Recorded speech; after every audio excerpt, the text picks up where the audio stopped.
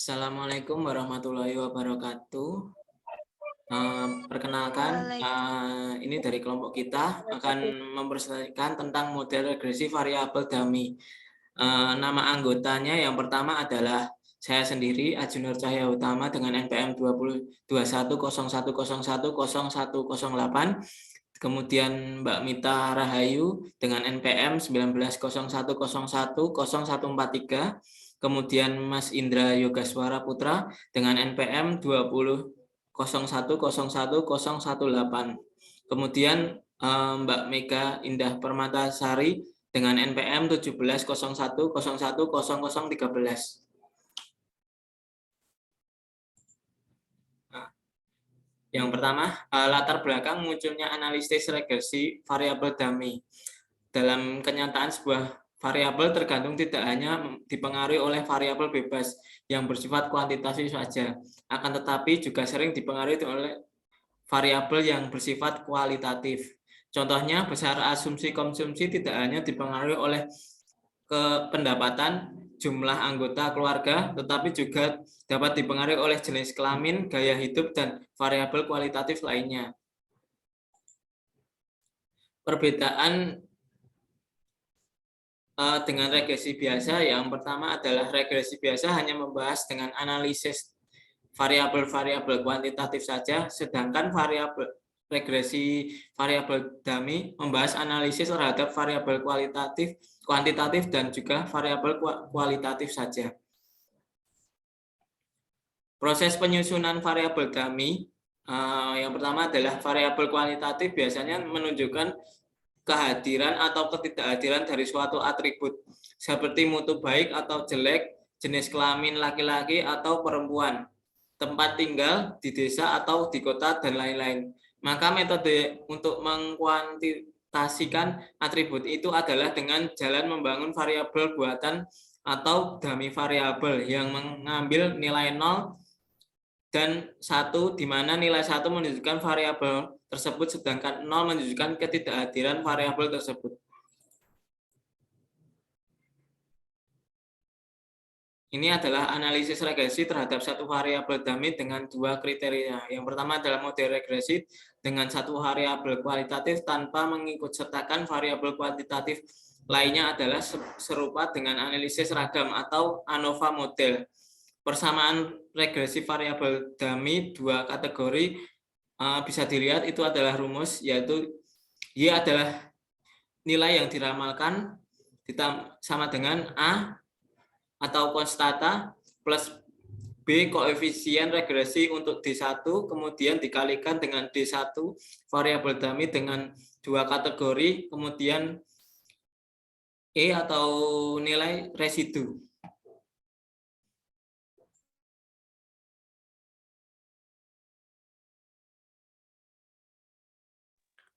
Baik, yang selanjutnya persamaan regresinya. Persamaan regresi linier sederhana bisa dilihat di samping. B sama dengan N atau sigma XY min sigma X kali sigma Y per N dikali sigma X2 min sigma X kuadrat.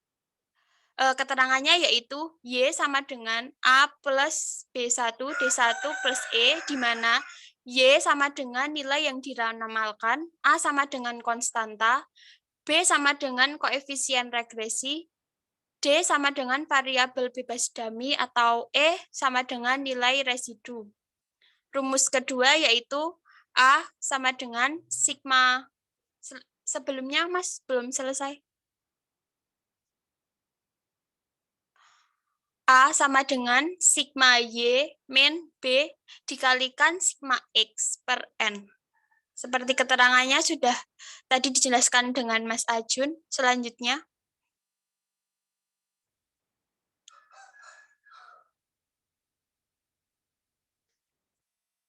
kriteria penerimaan hipotesis. HO dibagi per B, I sama dengan 0, tidak dapat pengaruh jenis kelamin terhadap pengeluaran. HA sama dengan B1 tidak sama dengan 0 atau terdapat pengaruh jenis kelamin terhadap pengeluaran, yaitu H jika T atau tabel kurang dari sama dengan T hitung kurang dari sama dengan T tabel. Yang kedua, HA diterima jika T hitung kurang dari T tabel atau T hitung lebih dari T. Selanjutnya,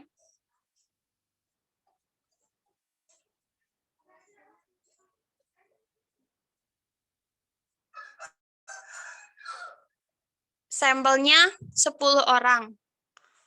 Data yang dikumpulkan bisa dilihat di tabel di bawah. Tuh, JK, variabel JK, dan Y. 1 dengan 22, 0 dengan 19.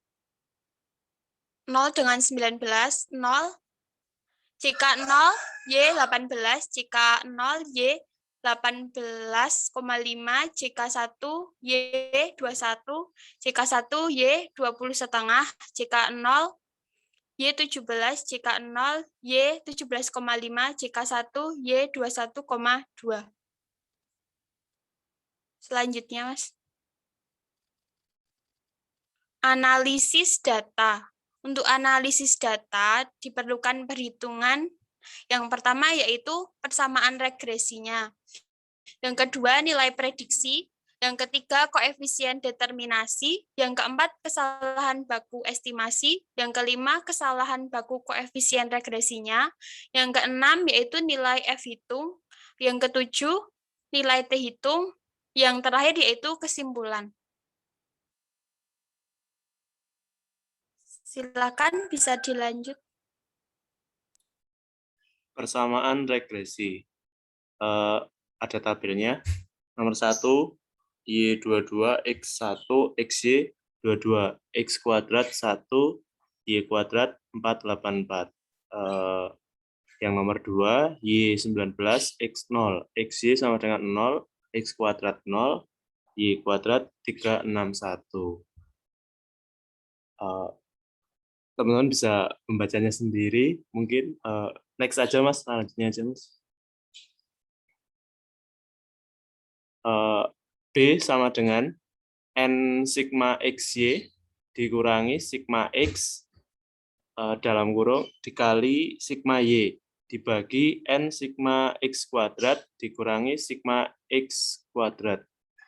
B sama dengan 10 dikali 106,4 dikurangi 5 dikali 196,4 dibagi 10 kali 5 dikurangi 5 kuadrat sama dengan 3,28. Sedangkan yang A, sigma Y dikurangi B dikali sigma X dibagi N. A-nya sama dengan 196,4 dikurangi 3,28 dikali 5 dibagi 10 sama dengan 18. Y sama dengan 18 ditambah 3,28 D plus E.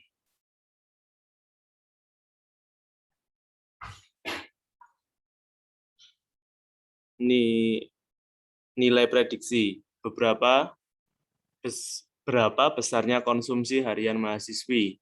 18 ditambah 3,28 dikali 0 sama dengan 18. Berapa besarnya konsumsi harian mahasiswa? 18 ditambah 3,28 dikali 1 sama dengan 21,28.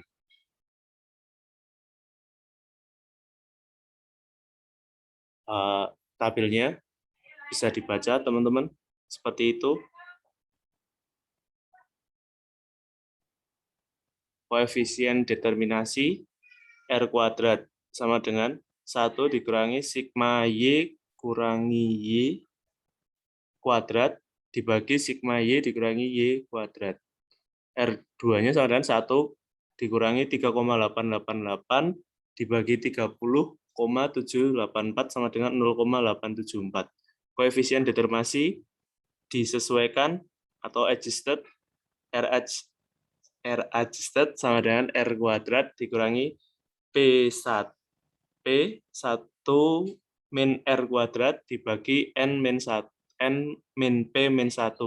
R adjustable sama dengan 0,874 dikurangi 1 dikali 1,1 min 0,874 dibagi 10 kurang 1 sama dengan 0,858.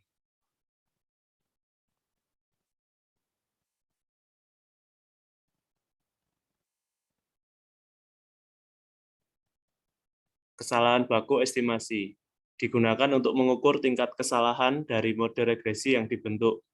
SE sama dengan akar dari E dikali Y min Y kuadrat dibagi N min K.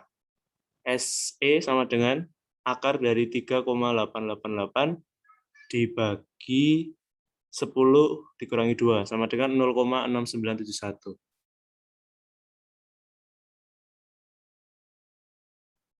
Selanjutnya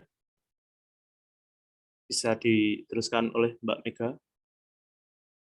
Ya, terima kasih. Untuk yang selanjutnya ada standar error koefisien regresi digunakan untuk mengukur besarnya tingkat kesalahan dari koefisien regresi. Ada SB sama dengan SE per akar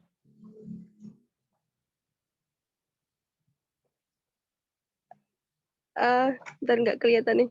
SB per akar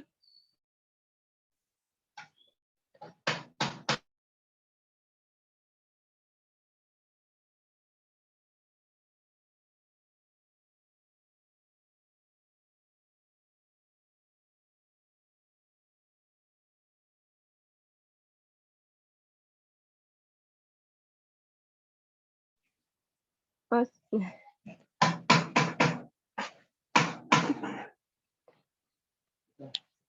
Uji F. Uji F digunakan untuk uji ketepatan model. Apakah nilai prediksi mampu menggambarkan kondisi sesungguhnya? HO sama dibagi diterima jika F hitung kurang dari F tabel. HO sama dengan diterima jika F hitung kurang dari F tabel. F sama dengan R2 plus K kurangi 1 per 1 min R2 atau N min K. F sama dengan 0,874 garing dalam kurung 2 kurangi min 1 per 1 min 0,874 per 10 min 2 sama dengan 55,342. Karena hitung F 55,342 lebih dari F tabel 5,32, maka persamaan regresi dinyatakan baik atau good of it.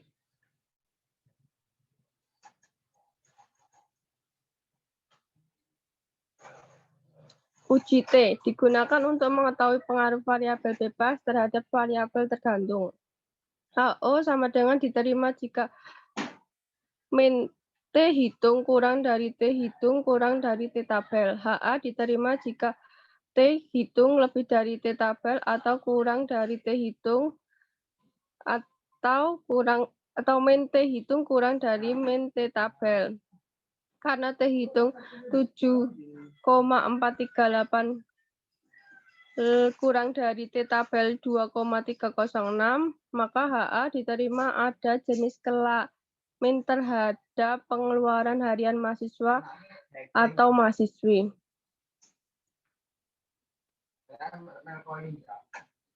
Ya. T hitung sama dengan BJ plus SBJ. T hitung sama dengan 3,280 per 0,441 sama dengan 7,493. Kesimpulan. Dari hasil pembahasan di atas, maka dapat ditarik beberapa kesimpulan, yaitu variabel dummy adalah variabel yang digunakan untuk mengkuantitatifkan variabel yang bersifat kualitatif. Misal, jenis kelamin, ras, agama, perubahan kebijakan, pemerintah, dan perbedaan situasi, atau dan lain-lain. Variabel dummy digunakan sebagai upaya untuk melihat bagaimana klasifikasi-klasifikasi dalam sampel berpengaruh terhadap parameter pendugaan. Tujuan menggunakan regresi berganda dummy adalah memprediksi besarnya nilai variabel tergantung atau dependeni atas dasar satu atau lebih variabel, bebas atau independen, di mana salah satu atau lebih variabel bebas yang digunakan bersifat dummy. Variabel dummy hanya mempunyai dua nilai, yaitu satu ada nilai 0 serta diberi simbol D, dan dummy memiliki nilai 1 dalam kurung D sama dengan 1 atau salah satu kategori dan 0 kurung sama dengan D min 0 kurung tutup untuk di kategori yang lain.